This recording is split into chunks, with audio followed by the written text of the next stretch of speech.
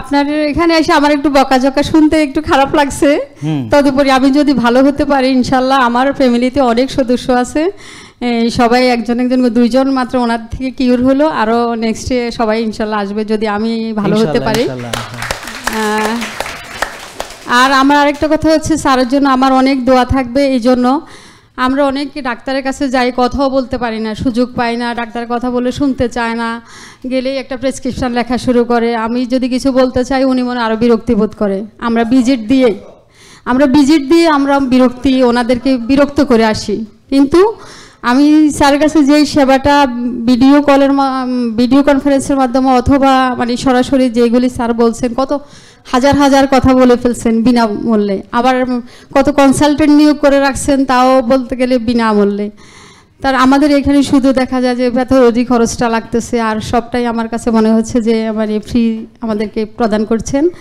তো এই জন্য স্যার আমার মনে হচ্ছে যে অসুস্থতার যুগে যে আপনি আমাদেরকে যে সেবাটা দিয়ে যাচ্ছেন, এটা আল্লাহর অসীম দয়ায় আপনার মতো একজন মানে মানব দরদি ডাক্তার পেয়ে আমরা আসলে সবাই খুশি।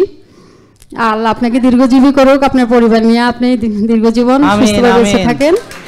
আলহামদুলিল্লাহ। আমার একটা দোয়া আছে, সেটা হলো বোন আপনি একটু নিজেকে ভালোবাসেন। হ্যাঁ, থ্যাংক ইউ। মানে এই যে আমি যে করতেছি, বসেন, হ্যাঁ আমি যে করতেছি এখন আমারও তো মন চায় যে আপনারা যেন একটু বোঝেন।